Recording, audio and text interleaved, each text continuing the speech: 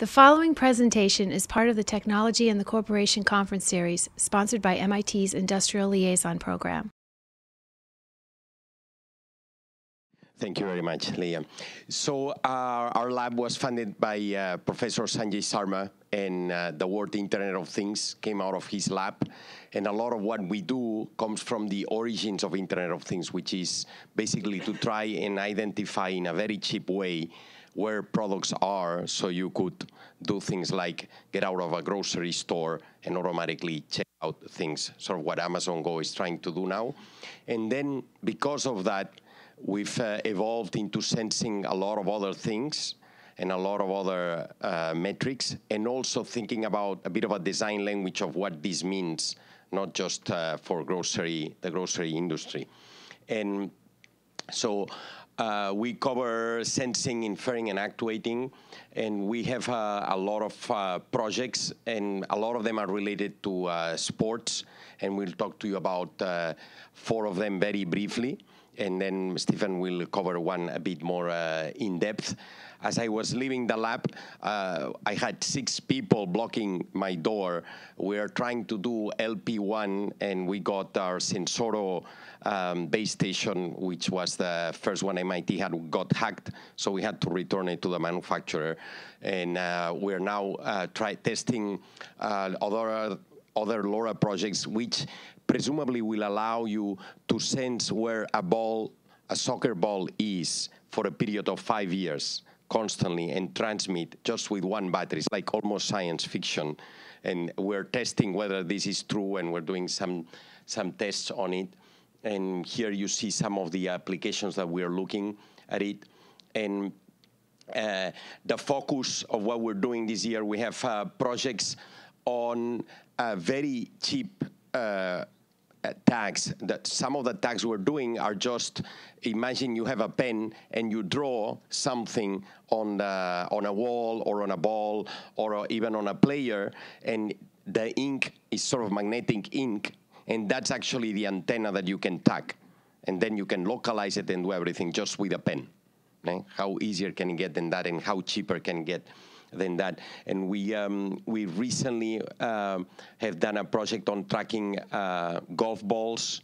We're doing also a lot of work on augmented reality, and there's a lot of issues with augmented reality, and we're trying to address them, and obviously that can be applied to sports. I like to be the first person to stop a Messi goal kick without actually being in the Camp Nou. That's the kind of thing we're trying to work on.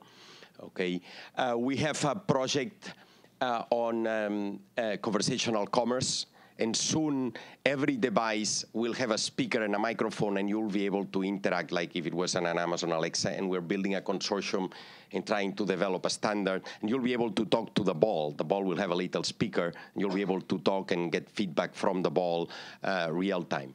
So these are some of the different devices we're trying.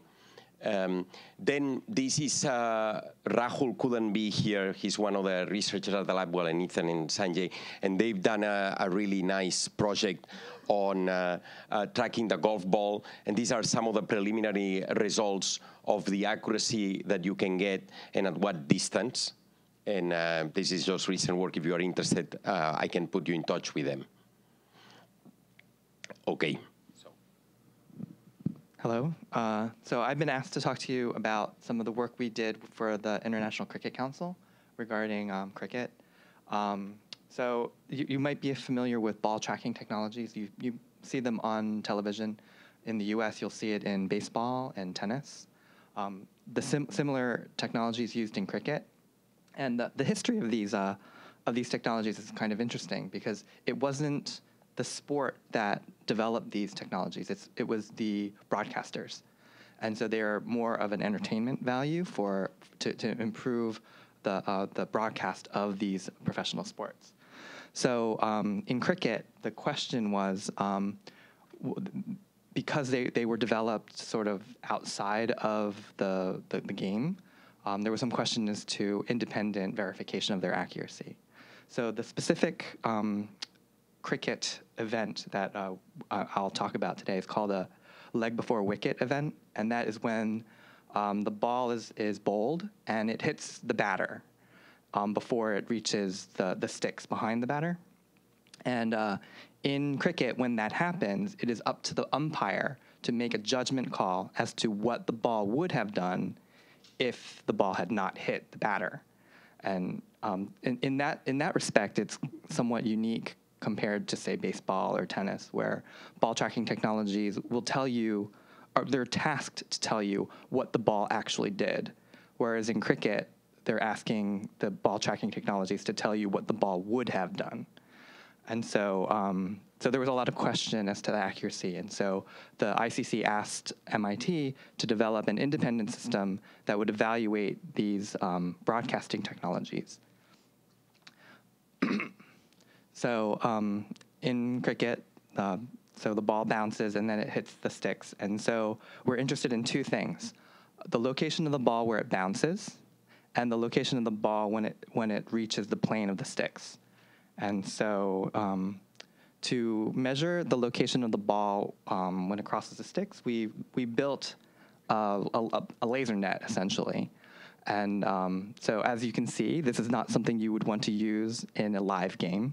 But as we are evaluating the technologies, we're not going to try and use these in a live game. So it's fine in that respect. And one of the challenges is we were asked to try and get an accuracy below 1 millimeter. And so the first thing one would think is, okay, we'll put lasers at 1 millimeter separation, which is not really feasible because that's a lot of lasers and that's a very close spacing of the lasers. So the spacing of the lasers for our net is, I think, 20 millimeters. And so in order to get the accuracy that we needed, we had to make sure that we had enough information from what lasers we had. And so the spacing of 20 millimeters is enough to get at least 3 lasers to interact with, to be broken by the passing ball. And so we measure both the time the laser is broken and the time that the ball passes by, and so the laser reappears on the sensors. And so that is enough information to get more accurate information. And so we had our laser net.